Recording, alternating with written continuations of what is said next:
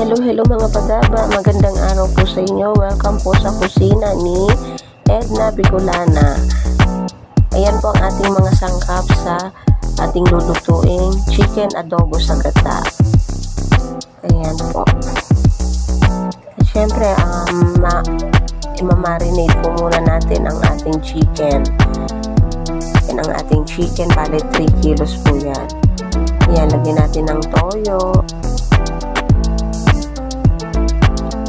Lagyan muna natin ang mga ricado para imamarinate muna natin ng mga 30 minutes para manuo talaga ang lasa dyan. Ayan guys. Madali lang pong gawin ang adobo sa gata. Kailangan lang po natin i-marinate muna sa toyo. Ayan po. Ilagay na natin ang timpla. Ayan, naglagay po ako ng konting asukal para pampabalance po ng ating lasa. At syempre atin pong magic sarap para naman masarap talaga ang ating adobo sa gata. Yan guys. At syempre halu-haluin lang natin yan. At iiwanan yan natin ng mga 30 minutes para malasang malasa. Then after 30 minutes, ikigisa naman natin yan. Kailangan sa mainit na kawali. Ayan ang bawang, sibuyas. Yan. Hintayin po natin mag-golden brown. Lagay naman natin itong ating sibuyas. At kapag nakita natin luto na, ilagay na natin ang chicken. Ihalo-halo lang po natin. Yan.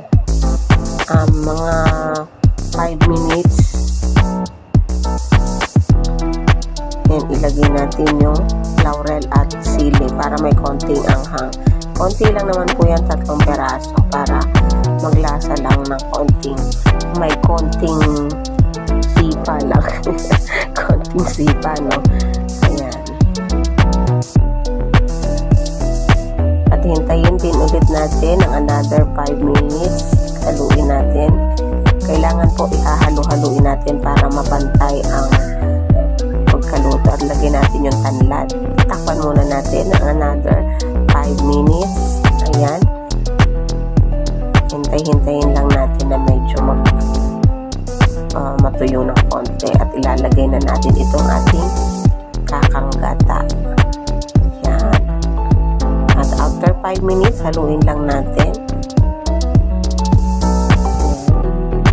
Tikman natin kung kompleto na ba ang panlasa natin. Dagdagan na lang natin ng konting patis or asin at luto na. Ayan. Lalagyan ko pa pala ng konting suka para preservative din po. Hindi agad masira. Ayan. Thank you for watching. Bye.